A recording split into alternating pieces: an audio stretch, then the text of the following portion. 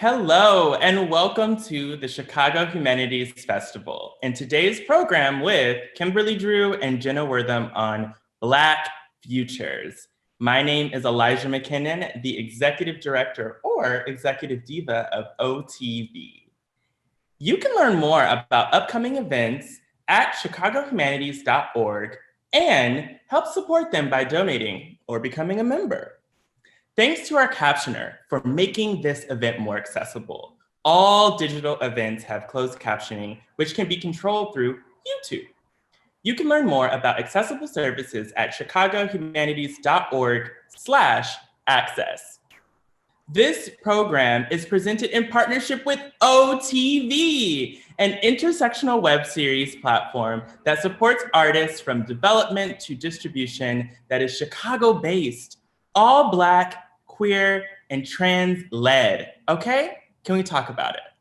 Make sure to check out the Brave Futures 2020 Awards show live tomorrow at 8 p.m. Central Standard Time on bravefuturesfilmrace.com.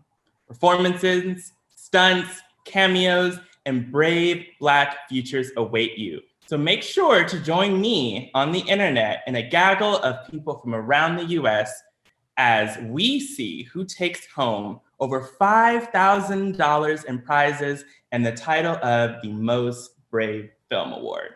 I'm very excited.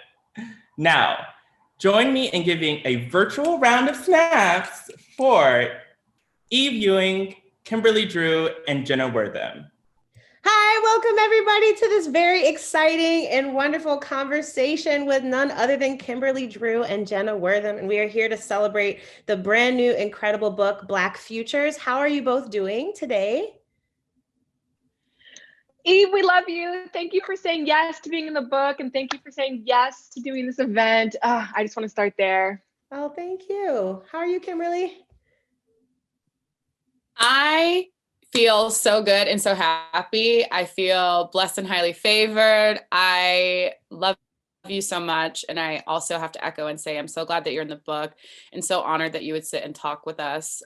You are definitely one of my heroes in every sense of the term. Oh my gosh, thank you. And I love Chicago Humanities. I've had so much fun going to Chicago to do Chicago Humanities, going to other people's events. It's truly such an amazing organization. So really excited today. Thank you. I want to quickly move past the part of the conversation where you say nice things about me and make me shy and emotional. So let's dive. So thank you with gratitude. And let's dive right in. So I wonder if you could talk to me just a little bit about the origins of the book. What's the origin story of Black Futures?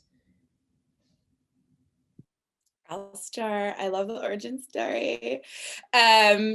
So Black Futures is what happens when you fall in love with someone. So the book really started as Jenna's idea. And like all good things, it was birthed at a Beyonce concert, which I actually appreciate as the true origin story. The book says otherwise, but the truth is that it's Beyonce. I think it was on the Run tour. Those moments when Beyonce was flashing moments from the internet, Evelyn from the internet is, blasting to all these people in the stadium who are getting their lives. And I think Jenna was so captivated by this moment and this intertangling of media and how these moments really resonated with all of us. And either you knew Evelyn's work or you were just coming to know Evelyn's work. But at this moment, Evelyn is like freaking out with the rest of us because this superstar is seeing us. And so Jenna wanted to try to recreate that feeling and sensation through some sort of media project. Originally, it was meant to be a zine. And then for better or worse, she connected with me. And I was like, no, not a zine, has to be bigger than a zine. We love zines, but what would it mean to create something that had, a more heft to it than a zine project or a series of zines? Like, I think that there's so many incredible ideas that are translated through zines, but sometimes it can be that you have to know somebody or you have to be at this particular fair or in this particular library. How could we make a project that met more people in more places in the way that we have known, especially anthology works to do? And so it quickly became, over one lunch meeting, a book project on our first meeting. And all these years later, it is now the Black Futures book, which came out. There it is. It's so literally hours ago. gorgeous. So one thing I did not know is that, so one of the first art pieces in the book is an illustration of y'all's first DM conversation. So it's like a screen cap that's been turned into an illustration. And that was the first time I learned that that you all did not know each other before that. And so in a sense, the archive of the book is also an archive of your friendship, and the book is a work of friendship. So I was wondering if you could just tell me about that. Like, what was it like to co-create this as friends and to grow the project as you all were also growing in relation to each other? And like, what do you love about each other? Let's just talk about friendship. Oh my gosh. Do we have enough time for me to gush over how much I love Kimberly Rose Drew? My goodness. Yeah, it's funny because we did not know each other. I knew of Kimberly and had just been an admirer from afar. And yeah, I realized too that I was really eager to figure out what it would be like to work in collaboration and work in partnership. And being a reporter and a journalist, you're just like on your own, alone, like hunched over a cubicle, like working alone all the time or out in the world. And I was eager to mix it up. And so, Kimberly came to mind as a natural collaborator if she would have me. And even looking back all these years later, I'm so grateful you said yes. I'm so grateful that you just met me with such enthusiasm and generosity, which is truly just imbued with how you move through the world, which is something I'm always in awe of. You really always give so much and do so much. And yeah, I mean, it's we did meet, we had our first meet cute, and then we worked on the proposal together. And I think we've learned a lot about work, right? And the nature of work and how work cannot be every single thing. And there were moments in time when I had to check myself to be like, okay, what's the balance of, work interactions to friend interactions? And if it's too much work, then that's something's off, and one thing that's worth noting too is that, we did sell the book in 2015 and it's obviously 5 years later coming out, and we took a lot of breaks. Like, we really prioritized our individual health, our collective health, our mental states, our psychological states, and I think the health of our friendship too, because at some point it just became abundantly clear that yes, we met to create this book together, but we were just destined to be in each other's lives and close. And I feel like so many times if you lose sight of that balance or lose sight of that priority, you can end up ruining a beautiful friendship or partnership for the sake of what, And so I think we always had to prioritize what is feeling good right now with us and our friendship, and then the book comes second. So yeah. How about you, Kimberly? How's your friendship endowed in this book for you? It's completely absurd to say that on the other end of the spectrum. I think even to this day, I'm like, wow, we really sat down. Because I think everyone has had that moment where you sit down with someone and you're like, we should do something. And I'm so excited. And we're so excited. And then there's no follow-up email. You never talk again. You change your phone number. You move. Like, there's so many opportunities, I think, in the birth of something for it to quickly kind of settle or it not be the right time. And there was this really cosmic and divine order that had to happen for it to be the way that it was. Like, both of us were working full-time jobs and then also doing all these things on the side, and also are really active members of our community. There's no like quantum reason that we found the time to do this thing, but somehow it all worked out. And I think that was really founded in the structure of almost every meeting that we've had to this day, where it's always first about a check-in. It's always, where are you? How are you? We don't have to work today. We don't have to throw ourselves head over heels into this matter, because sometimes it can be joyful and sometimes it can be sorrowful. And even to the last moment, we were working on this book up until I think maybe June of this year. And so we have this moment of uprising again, and so many instances in the book that we're looking at this exact feeling. And so we had to edit and encounter and work with, an ensemble of wonderful people, but really tend to things that like we take personally. And so it was beautiful to be in a partnership where at multiple times, and I thank Jenna for this constantly, that Jenna was like, this book is not important than either of us. This book is not more important than both of us. And so now it has become this thing that we can share and exist with. And it doesn't have to be a caustic relationship, because I think sometimes that happens too, where you work so hard on something and you're like, don't show that to me. I don't care about it anymore. I don't love it. But I still feel like, and to Chris Jackson says this, but there's still this siren's call from the book that I think we both are really like in a romantic relationship with. And I think that that's really because it was built on such romance for self and for sisterhood and yeah, like a real true wellness kind of practice.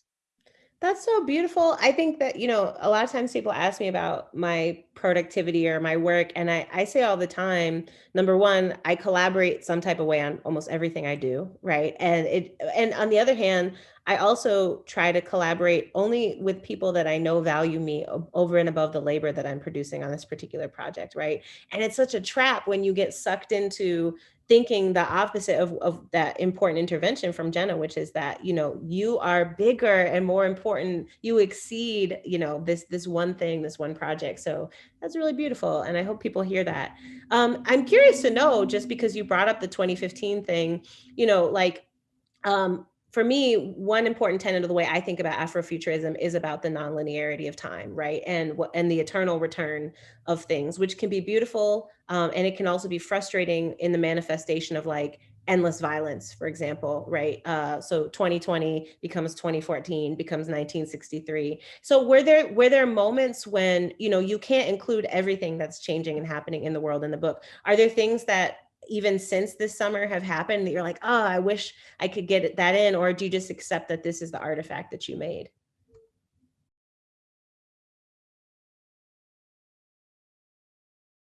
I think Jenna already knows what I'm going to say. It's Dionne Warwick's tweet from this week. Oh, yes. Wait, which one? Because she has a lot. I know there's so many. I mean, it's the compendium I'm like really here for, but really specifically her tweeting like, I see you, I love you. Yes, and having the trans flag and having the trans flag yes. and the rainbow flag. I was just like, Auntie Dionne. Yes. This intergenerational moment, like I think everyone in some way, or maybe now this week, are coming to know about Dionne Warwick's incredible contributions to the culture. On a personal note, like there was not a Sunday in my house that I didn't interact with Dionne Warwick. And so I think that sweet, tender moment that happened in a digital space, in a fleeting space, in a space that is impossible to archive and hold and make sense of, to have this really, truly, just like, I don't know, there's not a word yet, but like it's so supple and beautiful. So I would love to. That's going to be the next zine project, is the Dionne Warwick zine compendium. Jenna, how about you? Absolutely. I mean, I think a lot about Meg the Stallion and her gorgeous op-ed and, you know, the dialogue that's been happening on Twitter around her talking about gendered violence and the way women, you know, often have to deal with so much harassment, even when they're trying to speak into their truth and speak about their reality and speak of their experience and how it becomes a joke. And that's something that I was just like, I mean, we both just love Meg in this house, and Good News is just on repeat all the time. And, you know, that's one that like, but, you know, all to say, I mean, I think, you know, we absolutely did have to set the book down at some point. Right, and I was the king of just being like, how about, like sending an email, like, if we put in this one image, it won't mess up the flow. And then being like, we absolutely cannot keep adding things. And I literally remember seeing Chris Jackson, our publisher, at an art event. And I was like, you know, and he was like, we can't put Get out of my face in the book. You're like, what about this Post-it that I saw hanging next to the door in the bathroom? This is the signage. It's just so meaningful. Let's do it, you know? But I think we're at peace with it. And I think what I keep reflecting on too is like, right, one book is not enough. One book, and I'm not even saying that in terms of like us making sequels, but it's just such an incredible concept, right? Like you cannot contain all the multitudes, all the abundance of Blackness into a book. And that is the thing that brings me a lot of joy. And it's ripe for whomever else wants to think about making an archive project as well. So yeah, and it's a thing, right? It's one object, it's an art object. And I think something that's so, for me, so exciting about encountering this book is it does break a lot of rules. I mean, like, it's clear that the normal process, it's clear that it was perhaps a much more iterative process, maybe one that to me seems closer to the process of doing curatorial work or the process of making a piece of visual art or making a performance where you go back and forth, right? Which is to very much to a limited extent, that's kind of how publishing works. Publishing is like, there's steps, you do the thing, you get the proofs, you look at the proofs. And so to hear that you were working on it till June brings me joy, because it means that even in the production of the book, you were kind of like remixing the relationship to publishing. And we'll talk about that more in a second in terms of some of the format of the actual book. But so you included mad people. How many contributors are there? How many voices, artists, writers, hazard a guess, are included in this book? Because it's massive. I think if we're going by contributors, we have approximately 150. If we're going by hands that touch this book, it's like between 200 and 300. Because when we started the book, we also had these incredible meetings with groups of friends. We had private meetings with mentors. There's definitely been a lot of moments where I pulled aside folks and I'm like, how do you make a catalog and not lose friends? You know, like shout out to Dr. Kelly Jones. I was like, Dr. Kelly, how do you do this without a target on your back? Because as many people as we have, it is not everyone. And I want to just 100 times say that. It is not a phone book. It is not the Black Pages. Okay. It is not a list of all Black people. It's a book. That's not what the book is. That's okay. Right. Like there's so much to be said. It does not cover all the continents. Like there's so much that is not there, and I refuse to punish myself for it. But I also want to say, whenever possible, it is not comprehensive, and we want more. We want more because we deserve more as a people. But yeah, I would say it's like 150. That's amazing. And I think that while an unfortunate thing about lists is that as soon as people see lists, they start making the list of who's not on the list. And often I'm that person, right? I'm a known hater. I love to look at a list and read people for who should have been on the list and isn't, because what else is a list for? But this book makes that actually quite hard, because it is very vast and expansive. And I was wondering if you could talk a little bit about some of the, I don't want to use the word like checklist because it's so much more organic than that, but what were some of the perspectives within the vast multitudes of Blackness that you wanted to make sure that you included? Ooh, well, it definitely, when I think about the production of the book, I always think about it like a series of concentric circles. And I think a lot about our proposal for this book, which was a totally different list. There were totally different names on that initial list.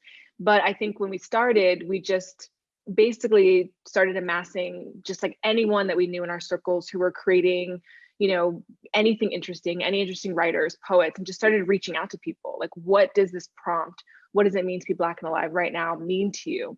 Some people wrote back and had amazing ideas and were like, great, write an essay. And then other people were just like, no, but what do you want? And I think it was really interesting because we kind of imagined the book to be a totally new, new material. And then it started to shift a little bit into kind of a time capsule project, because we realized that we were asking people to make new things when they'd already had these incredibly rich repositories of materials that, right, we wanted to remember and hold on to. So it's interesting because it did start to evolve really naturally. And food was top of mind for us, fashion was top of mind for us. And I think those are the categories we were thinking of more than like creators. We were like, who's really interesting in criminal justice? Like, what are really interesting projects around archiving or memory? And then whether it's a poet, an architect, a designer, those were kind of the ways we started thinking about things. But beauty was really interesting to us as well. Like, we keep coming back to the chapter, Black is Still Beautiful. And I feel like that was one of the early themes we were organizing around. It just felt so important to both revisit that idea from the 70s and think about how it's materializing right now, because so much of how we express ourselves online and through social media is reaffirming that as well, when so much of that affirmation doesn't exist in the broader cultural infrastructure. Kimberly, what about for you? Because I know inclusion is a word that has been stolen and co-opted and through a capitalist lens, utilitarian, white supremacist, capitalist lens. But I think if we go back to the roots of actually what it means to be inclusive, I think that that's something that you are very intentional and visible about in your practice as a curator. And I see a lot of inclusivity in the book. Is that something that was important to you through different lenses?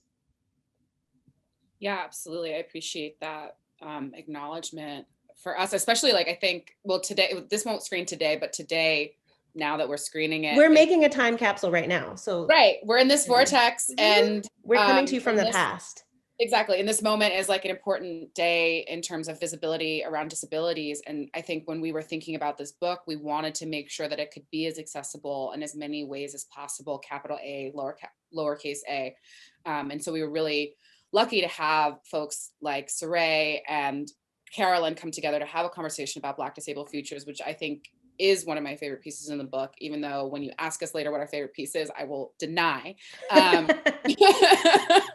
But for us, I really was trying to make sure that we could really thoughtfully challenge ourselves to expand and explode all of our preconceived notions. Because I think for us, we are very fortunate because in a lot of the ways that the book has been received, we've been very like softly received, but like there was so much challenge that we had to do, and I want to continue to do. And I think whenever all of us collectively venture out to tell Black stories, there is never going to be enough. Like that's why diversity inclusion work is so frustrating, is because it's based on this idea of quotas, and there is no quota for this. There is no limit to this. There has to be a vastness, which is also the like antithesis to publishing because it's so finite in some ways.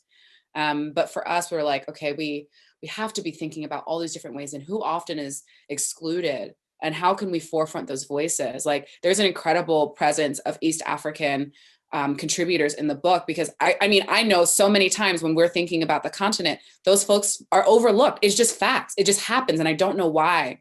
And I think for us, we wanted to make sure that we were continuing to ask ourselves those questions. Where are those holes and how can we do our best, not to necessarily fill them, but just to make sure that some of that, like I've been watching Great Pottery Throwdown, so forgive me, but that we're throwing, and kind of orienting towards what might be a more expansive vantage point or entry point for folks.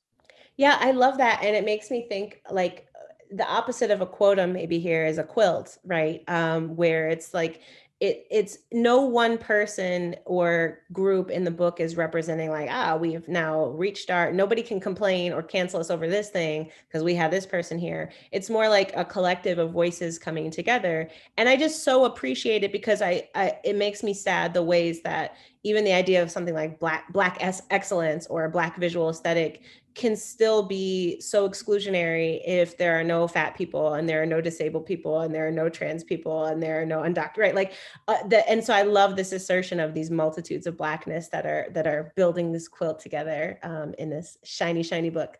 So now I'm going to ask you the hard questions where you have to make choices, knowing that you love equally every single piece in the book, and that each of them will speak to you in a different way at a different period in your life. So we are only making this time capsule of this time right now, where we are in this moment.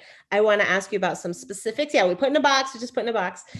So first, could each of you tell me about an iconic artist or writer that people maybe already know, names folks already know that you're excited to include in the book, and maybe show a different angle of maybe some familiar friends that are being shown in new and exciting ways?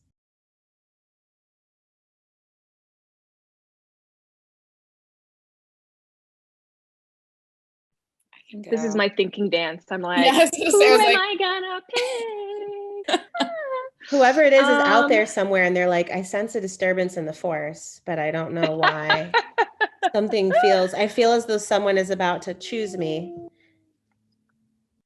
Well, one thing we were talking about earlier this morning, actually, Kimberly and I, was that, there's one of the spreads in the book is called Black Genius Joint, and it's Nicole Hannah-Jones and Ta-Nehisi Coates. They would throw this annual party in Harlem called Black Genius Joint, and they use their genius money to buy us all drinks and food.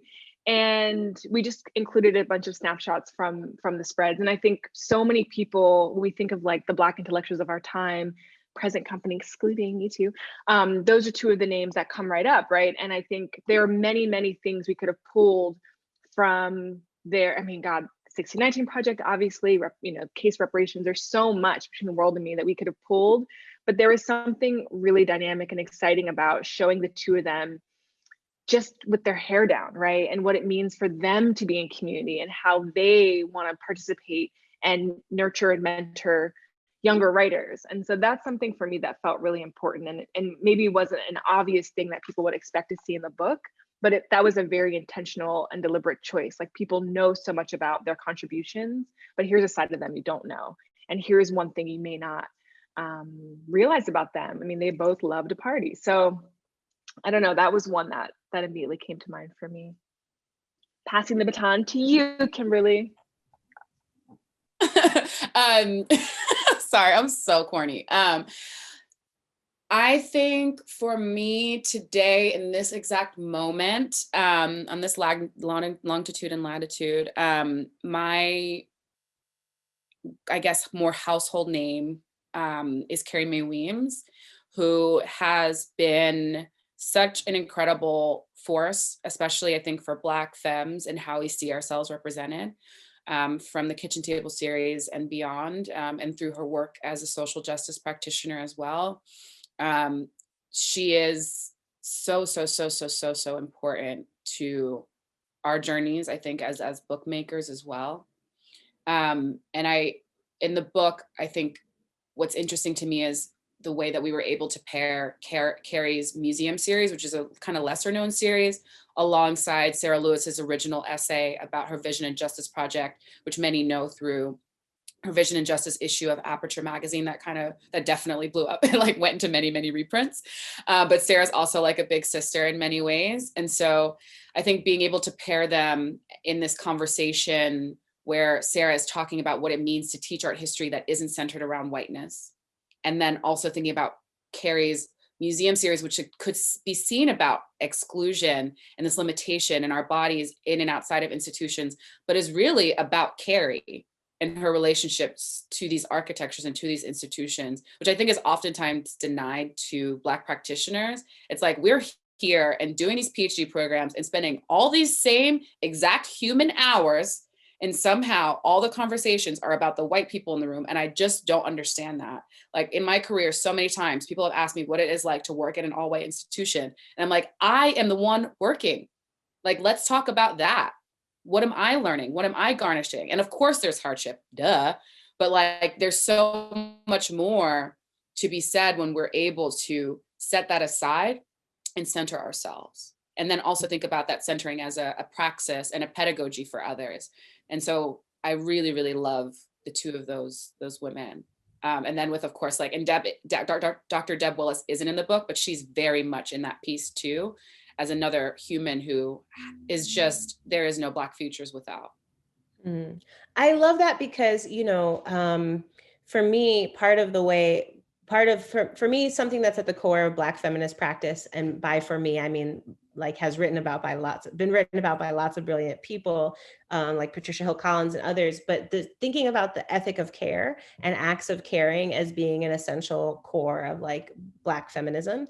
And I see the care that you all put into this production so that the book is so much more than an anthology, because I see it, both of the things that you just noted, to me, are reflections of you saying, how can I show this person who has been made visible many times, sometimes on terms that feel good and sometimes on terms that don't feel good, right? And how can I bring care to this act of a new visibility? And I just really appreciate that. Black Genius Joint, the photos, I texted on, I was like, they got you in this book dancing. They got you in this book crunk, you know, like, this is it was more like looking through like Facebook in like 2006, you know. And I think that that's so meaningful to people and important to contribute to an archive. There is a reason that everybody loves that photo of James Baldwin that they think is with Lorraine Hansberry. It's not actually Lorraine Hansberry, but you know, James Baldwin is getting it in right on the dance floor. And I think that it's important to showcase that Black intellectualism and Black genius doesn't just look like, you know, people like posing for portraits. So thank you for that, for those acts of care. Now tell me about an up and comer. Tell me about folks who are names that people maybe don't know or are not gonna know, or are less likely to know than some of those big Titanic names, but that you want them to pick up the book and go straight and check out this person's work. I can start again, Kimberly, unless you're ready. Yeah. I love you so much. We know each other so well at this point that I'm just like, I have a direct pipeline into your mind right now. For me, someone that was really important to showcase in the book, who I hope people will linger with the images, is Renee Gladman, who is an academic, a thinker, and a poet. Her drawings are paired with Doreen St. Felix's essay on June Jordan and her images or her visions, for the future of Harlem and basically, literally a Black future in Harlem. And Renee Gladman is someone whose work I came across at a book fair. And, again, it's like one of the things that I love. I'm so grateful that Kimberly insisted we make a book, because it makes me so happy to think about people stumbling onto this book in unexpected places and having this whole ass experience. And that was my experience in meeting Renee's work. And she's a poet and a writer, and she really spends a lot of time thinking about the limitations of language and what is and isn't, relatable, and what the very difficult experience of trying to relay a feeling or an emotion or something and get it out of the body and onto the page in a way that people understand. And she has, I feel like, Eve, you'd be very into this series that she has about the Ravikians, if you've read it or come across it. No, I was gonna say I love the drawings, but go on. Yeah, I'm going to send you some of these books, because she has this whole series. This is so up your alley, actually. She has this whole series about this fictional Eastern European village that oh my God, they just have, they talk through hand gestures, and they have all these different ways of signage. And there's this researcher that goes there, and she thinks, the signature of the town is that they have yellow colored air. And when she gets there, she realized that she's misunderstood the word for yellow the whole time. Anyway, it's just like dynamic. There are like 8 of these books. It's so labyrinthine. But she started drawing because she was like, I can't express through poems or through writings anymore how I'm feeling. So I'm going to start drawing my emotions and my expressions. And they become these architectures of space and sounds and ideas. And it's I just think she's a phenomenal thinker, and she's so influential on me in my own practice. And so she's someone who I hope that people Google and look up and read about and find her materials. And she's not up and coming, but she's someone who I think doesn't quite have that household name recognition in the way that I really want her to be. But I feel like in 20 years, people will start coming across her work and being like, oh my God, how did we never talk about this person? Yes, it ends today. And this is for today. If you're a young person watching and you want to stunt on your friends by being like, I was so into this before everybody else, this is your moment to get on so that you can flex on other people in the future and be the first person to be in the know. So Kimberly, how about you? I have so many names flying through my head right now. And I wanted Jenna to go first because I was just kind of curious what she was going to say. I think Zora Murph, who we paired your work with, is an up and coming photographer. Amazing. Just amazing. I cannot wait to meet Zora in person. And the Correction series is just gorgeous, just simply absolutely stunningly gorgeous. And then I also am thinking of Ment Nelson, because we were just looking at, our really good friend, Diara Ballinger, who is one of the, really tender and sweet Black Politico people in our lives, who just text her on, about any local election, and Diara knows who to connect on the ground and all those types of things. Shout out to those people who are doing that grassroots organizing. She wrote this really beautiful essay about Black political action, which feels so apt in this moment, of course. And to pair with that essay, we reached out to Ment Nelson, who's from South Carolina. One of my friends from college, actually, Lila Tamari, works for an art foundation thing, and was visiting Low Country and met and was like, this artist is amazing. You need to get into their work. I saw these incredible watercolor drawings, and we commissioned, I think there was a Stacey Abrams one that might've been pre-existing, and then we commissioned an Andrew Gillum one.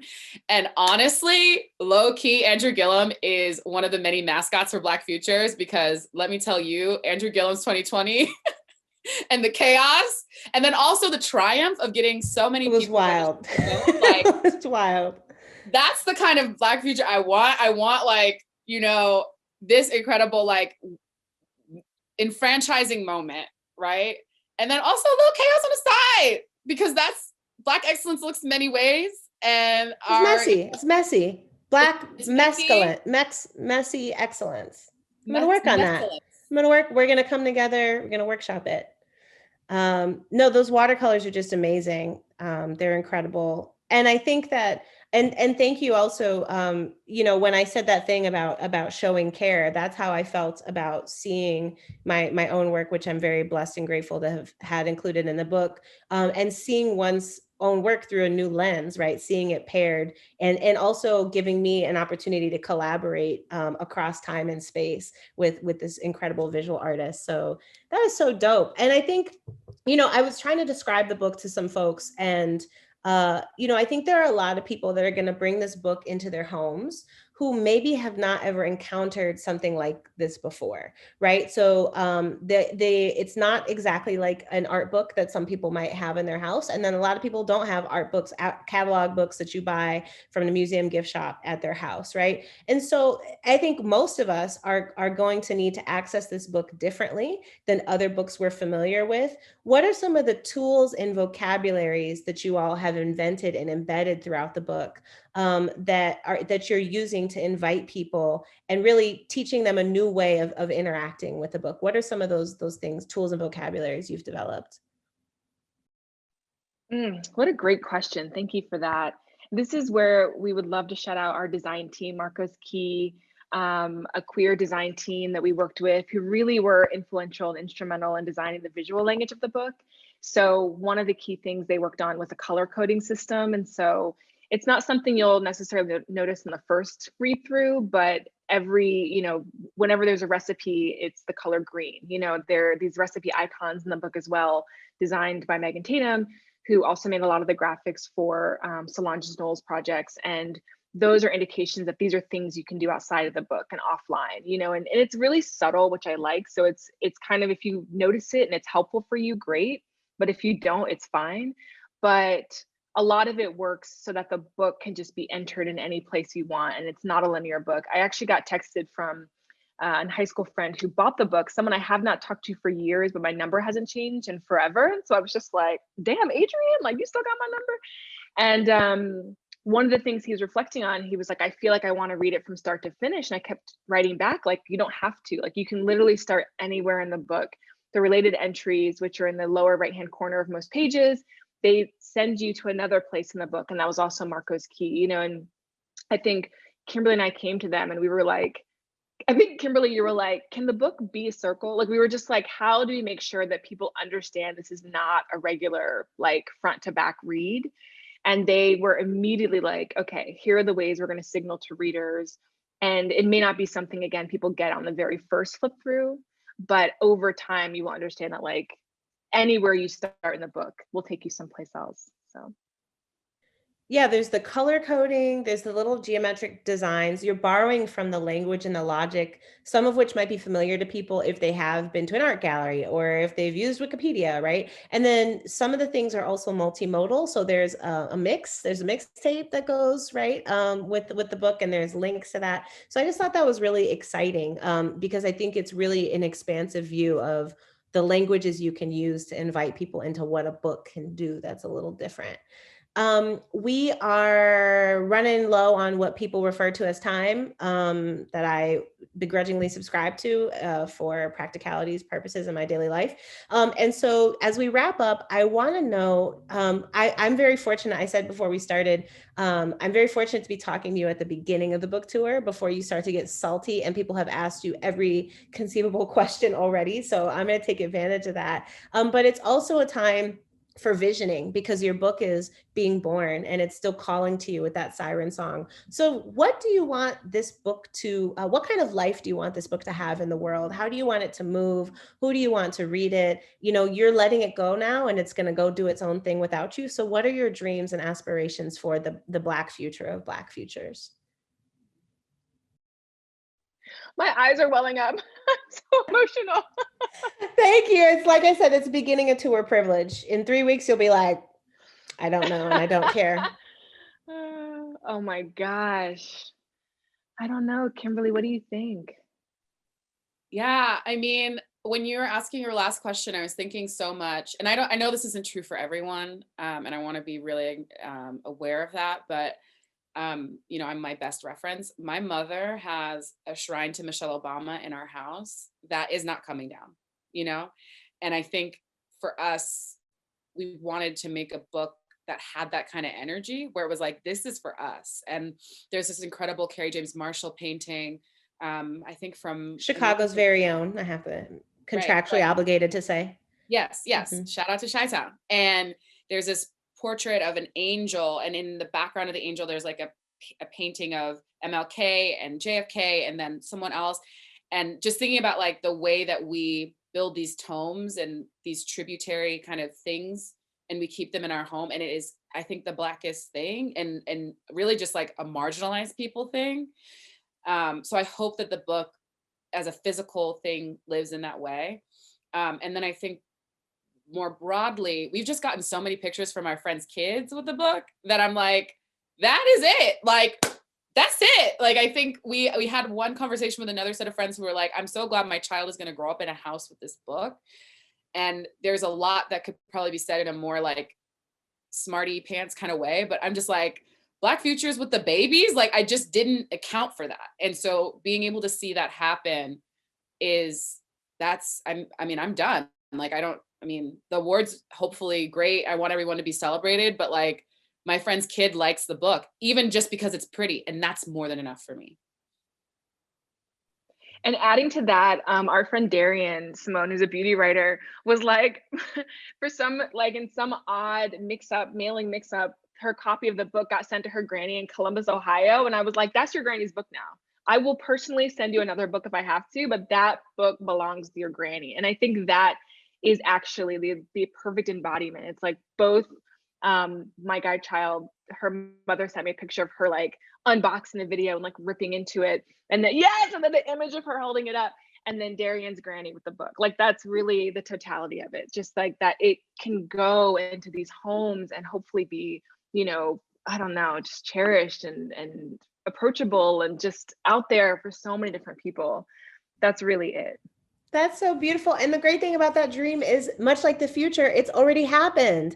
So that's so cool. And I'm with you, Kimberly, on the like Black family shrine. My mother-in-law has a calendar of the Obamas or it's a calendar with their holiday portrait. And I think it's like 10 years old, but it's not going anywhere right now. So what I take this to be is an implicit sanctioning of my plan for the book, which is I have a plan of making some bootleg t-shirts that say Black futures that I will be selling. If you're in Chicago, catch me on 79th Street, catch me on Garfield, catch me next to the Dan Ryan, 4 for $20. I got you. I take Cash App. I also have socks for sale. So you heard it right here that this is totally sanctioned and legit that I will be doing this plan. Proceeds will go to some folks and some people. Don't worry about it. Anyway, thank you all so much. It has been an absolute joy. I truly cherish the time that we've had together today, and also the time that I know is to come. And what I am putting into the universe will be the long and glorious life of this book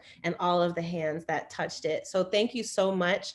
We're going to say farewell. Thank you again to Chicago Humanities for making this conversation possible. And I also want to invite folks to stay on the line. Don't touch that dial, because after this conversation ends, you can catch a quick clip previewing a very exciting program that's coming up tomorrow on OTV.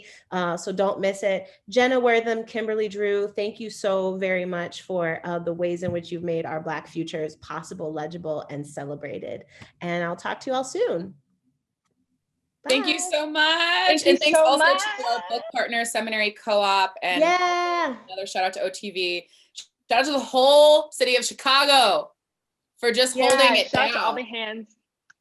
And everybody that made this program and all the behind the scenes hands and all the people that worked hard to put us online today. Grateful for you, and grateful for you, Eve. And I don't know, we just really appreciate you. And so thank you for being so delightful. And I think even if this was at the end of the tour, we would still have all this energy for you. Thank you. I appreciate it. I appreciate it. Thanks, y'all. What do brave futures look like? I'm not sure I understand. Can you repeat the question? What do brave futures look like? Hold on. This is what I found.